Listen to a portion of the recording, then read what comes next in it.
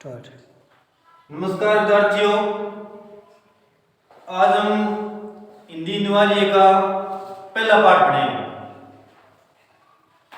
नए स्तर की नई किताब है। 10वीं और 12वीं दोनों किताबें चेंज हो गई है, आपको बताइए। ठीक है, तो पहला जो पाठ है वो है हरिवंश राय बच्चन का। ये पाठ इस तरह से पहले जो किताबें थी उसके अंदर भी था। तो पहला पाठ हरिवंश राय बच्चन का है। हरिवंश राय बच्चन को आप जानते ही हो, जानो भी क्या नाम? अमिताभ बच्चन क्या हो? गुरु। गुरु बच्चन नाम बोलना माना रहता है। तो अमिताभ बच्चन को पिता हो और अभिषेक बच्चन को दादू। हाँ, दादू। तो ये हरिवंश राय बच्चन का लिखा हुआ पाठ है पहला। हरिवंश राय बच्चन का जन्म 1907 में इलाहाबाद में हुआ और 2003 में इनकी मृत्यु है वो बंबई में हुई। इन्होंने भी अपने जीवन के अंदर काफी प्रसिद्धि प्राप्त की अमिताभ बच्चन के समान ही। इनकी प्रमुख रचनाएं हैं, इनमें से कोई 3 या 4 रचनाएं याद कर लेना। मधुशाला, मधुबाला, मधुकलश, निशा निमंत्रण, एकांत संगीत, मिलन यामिनी। हरिवंश राय बच्चन के जीवन पर सर्वाधिक प्रभाव जो है वो मध्य युगीन के फारसी कवि थे उमर खयाम, जिन्होंने रुबाइयां लिखी। उनका इनके जीवन पर सर्वाधिक प्रभाव था और इसी कारण हरिवंश राय बच्चन की आरंभिक जो रचनाएं हैं वो उर्दू भाषा में। उसके बाद में इन्होंने खड़ी बोली हिंदी में लिखना शुरू किया था। आरंभिक रचनाएं उर्दू में। इनके एक दर्शन है जिसको आलावाद कहते हैं, ये याद करना है पक्का, क्योंकि पहले ये प्रश्न बहुत बार आया था पहले जो किताबें लिखती थी। तो इसमें जो एक के बाद सारी दुनिया से इश्क हो जाए यानी समानता हो जाए, तेरे मेरे के सभी झगड़े हैं वो खत्म हो जाए, इस तरह की जो बातें हैं इनको इन्होंने एक नया नाम दिया जिसको क्या बोलते हैं, आलावाद या आलावादी दर्शन। इस पाठ के अंदर देखो पहला जो पाठ है, किताब निकाल लेना, नहीं है बेटा, बिल्कुल ही आसान पाठ है पहला। ठीक है, इसके अंदर 2 कविताएं हैं छोटी छोटी। ठीक है, क्या चला नहीं। तो पहली जो कविता है वो तो आत्म परिचय से, और दूसरी कविता है निशा निमंत्रण, दिन जल्दी जल्दी ढलता है। ये जो कविता है वो इनके गीत संग्रह निशा निमंत्रण से ली गई है। तो पहले कविता देखो, जो दिया हुआ लगभग वही व्याख्या में, और व्याख्या में 3 चीज आती है। देखो पहले क्या लिखना होता है, प्रश्न। इस तरह से ऐसा प्रश्न व्याख्या कीजिए, उसमें पहले क्या लिखना होता है, प्रश्न, उसके बाद में व्याख्या और उसके बाद में विशेष। तो वही बात इसमें रहेगी। आत्म परिचय में देखो, मैं जग जीवन का भाग लिए फिरता हूं। जग जीवन के बीच में जो चिन्ह है ये, जैसे दमदम समास में दोस्त का रूपक अलंकार में हो जाता है। तो जग जीवन का हो जाएगा सांसारिक जीवन। फिर भी जीवन में प्यार लिए फिरता हूं। तो इसमें कवि कहता है कि मैं इस सांसारिक जीवन का भाग लिए फिरता हूं, फिर भी इस जीवन के लिए क्या है, प्यार लिए फिरता हूं। कर दिया किसी ने जंकृत जिनको छूकर, मैं सांसों के 2 तार लिए फिरता हूं। जंकृत मानी है जंत ना कर बजना, मीनिंग आगे देख लेना। ठीक है, तो किसी ने मुझे जंकृत कर दिया, उसी सांस रूपी के 2 मैं तार लिए फिरता हूं। मैं स्नेह सुरा का पान किया करता हूं। स्नेह मानी प्रेम, सुरा मानी शराब, तो स्नेह सुरा कहा जाएगा प्रेम रूपी शराब। सिद्ध दिए दारू नहीं, प्रेम रूपी शराब। तो मैं प्रेम रूपी शराब का पान किया करता हूं। मैं कभी न जग का ध्यान किया करता हूं। जग मानी संसार, मैं कभी भी इस संसार का ध्यान नहीं करता हूं। जग पूछ रहा उनको जो जग की गाते, मैं अपने मन का गान क्या करता हूं। जग मानी संसार, संसार उसी को पूछता है जो संसार की गाते। कहने का भाव ये है कि जो संसार के हाँ में हाँ करता है, उसे तो लोग अच्छा बताएंगे, और जो हाँ का जवाब ना में देगा उसको क्या बताएंगे, बुरा बताएंगे। चाहे कोई बात अच्छी हो चाहे कोई बुरी हो, बिन सुने रखो बोलो ना आपकी चुपचाप, लोग का बहुत बढ़िया आदमी। कोई गलत चीज के लिए आवाज उठा ले, लोग क्या बहुत बुरा क्या नहीं। तो संसार उन्हीं को पूछता है जो संसार की गाते हैं, लेकिन मैं अपने मन का क्या है गान किया करता हूं। मैं नित उर के उद्गार लिए फिरता हूं, मैं नित उर के उपहार लिए फिरता हूं। उद्गार मानी भेंट। तो मैं अपने उर्मानी हृदय, मैं अपने हृदय के उद्गार लिए फिरता हूं, और मैं अपने हृदय के लिए उपहार लिए फिरता हूं। है यह अपूर्ण संसार न मुझको बाता, मैं स्वप्नों का संसार लिए फिरता हूं। अपूर्ण मानी अधूरा। कवि कहता है क्योंकि यह संसार क्या है, अधूरा है, इसलिए मुझे अच्छा नहीं लगता है। तो ये संसार अधूरा है इसलिए मुझे अच्छा नहीं लगता है, इसीलिए मैं सपनों का संसार लिए फिरता हूं। मैं जला हृदय में अग्नि दहा करता हूं। दहा मानी जला। मैं अपने हृदय में अग्नि जलाकर उसी में जला करता हूं। सुख दुख दोनों में मगन रहा करता हूं। मगन मानी मस्त। सुख और दुख दोनों ही परिस्थितियों में क्या रहता हूं, मस्त रहता हूं, चाहे सुख आए चाहे दुख आए। जो व्यक्ति दोनों ही परिस्थितियों में समान रहे वही व्यक्ति मान है। और ज्यादातर लोग संसार के अंदर देखो, सुख आने पर बहुत सारे लोग प्रसन्न हो जाते हैं, और दुख आने पर लोग क्या जाते हैं, दुखी हो जाते हैं। लेकिन सुख और दुख दोनों में समान रहे वही क्या है, इंसान है। तो ये वचन की बात है, सुख और दुख दोनों में क्या रहता है, वो मस्त रहता है, समान रहता है।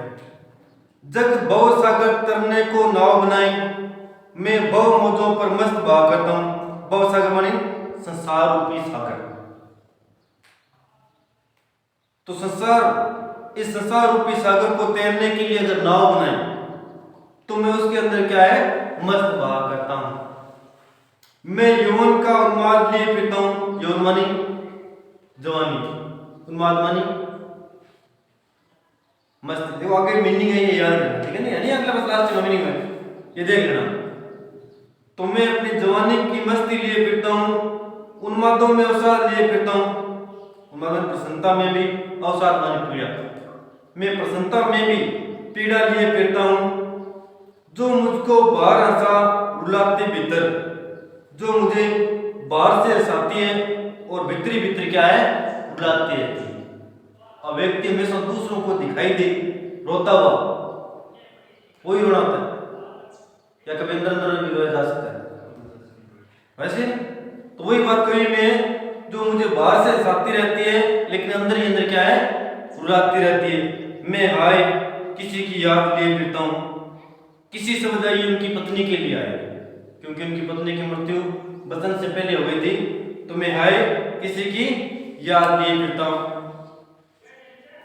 कर यतन मिटे सब सत्य किसी ने जाना, नादान वही है हाय जहां पर दाना। नादान मानी मूर्ख, और यहाँ पर दाना शब्द है, ये सांसारिक चतुरता के लिए है, अंडरलाइन करना। ये आए भी पहले आया था एक बार भी इस तरह से। दाना शब्द का इसका क्या अर्थ है, बियर दाना में दाना नहीं, लेकिन यहाँ पर दाना शब्द है उसका अर्थ है सांसारिक चतुरता। तो प्रयास करके न जाने कितने ही मिट गए, मगर सत्य को आज तक कोई जान नहीं पाया। और जब एक सत्य को जान लेता है तब उसकी मृत्यु आ जाती है, फिर कोई फायदा नहीं। और पूरे जीवन भर व्यक्ति हमेशा सत्य जानने का प्रयास करे मोक्ष प्राप्ति के लिए, लेकिन सत्य कभी मिलेगा करने के। तो सत्य को जानने का कितने ही प्रयास करके मिट गए, मगर सत्य को आज तक है जान नहीं सका। हाय वही लोग मूर्ख है जो सांसारिक चतुरता पर मिटते। फिर मूढ़ ने क्या जग जो इस पर भी सीखे, मैं सीख रहा हूं सीखा ज्ञान बुलाना। मूढ़ मानी मूर्ख। तो फिर क्या ये संसार मूर्ख नहीं है जो इस पर भी सीख पाए? लेकिन कवि कहता है कि मैं सीखे हुए ज्ञान को क्या है, बुलाना सीख रहा हूं। मैं और जग और कहां का नाता। अब इसमें देखो और जो शब्द है उसकी 2 से अधिक बार आवृत्ति हुई, और कोई एक शब्द 2 या 2 से अधिक बार आए, ये कल करवाया था आपको। कौन सा अलंकार होता है? कौन सा होता है? पहला कराया था आपको अनुप्रास, उसमें क्या था? वर्णों की आवृत्ति। और दूसरा कौन सा था? यमक, उसमें शब्दों की आवृत्ति। तो यहाँ पर यमक अलंकार है। तो मैं और इस संसार का कहाँ का नाता है? मैं बना बना कितने जग रोज मिटाता, मैं बना बना कर न जाने कितने संसार को रोजाना मिटा देता हूँ। जिस जग पृथ्वी पर जोड़ा करता वैभव, मैं प्रतिपग से उस पृथ्वी को ठुकराता। वैभव मानिए सुख समृद्धि, प्रतिपग माने प्रत्येक कदम से। तो संसार जिस पृथ्वी पर वैभव यानी सुख समृद्धि जोड़ता है, मैं प्रत्येक कदम पर उसे पृथ्वी को ठुकराता रहता हूँ। मैं निज रोदन में राग लिए फिरता हूँ, निज मानिए अपने, रोदन मानी रोने में। तो मैं अपने रोने में भी राग लिए फिरता हूँ, शीतल वाणी में आग लिए फिरता हूँ, ठंडी वाणी में भी आग लिए फिरता हूँ। हो जिस पर भूपों के प्रसाद निछावर, भूप मानी राजा, भूपों का क्या हो जाएगा भोजन में? राजाओं। प्रासाद मानी महल। तो जिस पर राजाओं के महल न्यौछावर होते हैं, मैं वह खंडर का भाग लिए फिरता हूँ, मैं उसी खंडर का एक भाग लिए फिरता हूँ। मैं रोया, इसको तुम कहते हो गाना, मैं फूट पड़ा, तुम कहते छंद बनाना। अब कभी कोई भी रचना करे लोग बड़ा प्रसन्न, रोआ भी नहीं गीत समझे, रोना में तो तरीका हुआ नहीं क्या? आदमी ने को ज्यादा खुश हुआ तो भी वो सदाक में क्या है? आंसू रोज थी क्या है? परिस्थिति एक समान ही है, सुख और दुख। वही बात यहाँ पर है। मैं रोया, तुम इसको गाना बनाना कहते हो, मैं फूट कर और रोया क्योंकि तुम इसे छंद बनाना कहते हो। क्यों कवि कहकर संसार मुझे अपनाए, मैं दुनिया का हूँ एक नया दीवाना। क्यों लोग इस संसार में मुझे कवि कहकर अपनाए, क्योंकि मैं इस संसार का एक पागल हूँ। मैं दीवानों का वेश लिए फिरता हूँ, मैं मादकता निशेष लिए फिरता हूँ। मादकता मानी नशा, निशेष मानी अवश्य ही। तो मैं दीवानों का वेश लिए फिरता हूँ, मैं अवश्य ही नशा लिए फिरता हूँ। जिसको सुनकर जग झूम झुके लहराए, मैं मस्ती का संदेश लिए फिरता हूँ। जिसको सुनकर संसार झूमने झुकने लग जाए, मैं उसी मस्ती का एक संदेश लिए फिरता हूँ। ये पहली कविता थी। और पहली कविता थी ये कौन सी है? आत्म प्रीति। और छोटा सा गीत हो रहे, गीत है ये इनका संग्रह है निशा निमंत्रण, उसमें से लिया गया है दिन जल्दी जल्दी ढलता है। अब इसका मुख्य संदेश ये है, चाहे कोई व्यक्ति हो, अब आप यहां पर बैठे हो, छुट्टी होने के बाद में आप कहां जाओगे? घर पर जाओ। हर व्यक्ति के मन में इच्छा है कि काम पूरा हो, छुट्टी पर वो जल्दी जल्दी आपके घर का अंदर छुट्टी नहीं, और अटेंडे बैठे रहो तो मन में बार बार घर में जाने रहे। तो वही बात यहाँ पर पक्षियों के लिए भी कही। अब पक्षियों को देखो अपने देखो तो घूम रहे हो, घोंसले हुए चार पे घोंसले रखी नाच के, लेकिन फिर भी कितनी दूर उड़ जाओ वापिस लौट के घटा घोंसले के अंदर आने। तो हर चाहे कोई भी संसार के अंदर सजीव है, उसकी प्रत्येक इच्छा है कि अपने स्थायी स्थान है वहां पर। उन्हीं के बारे में ये लिखा हुआ देखो। और ये व्यक्ति शाम तक थाने छुट्टी मिले 4 बजे, बेटा 6 बजे तक ना छोड़ा, अच्छा है छोड़ना मत फिर थे करो स्पीड ना नहीं करे। तो वही बात यहाँ पर देखो।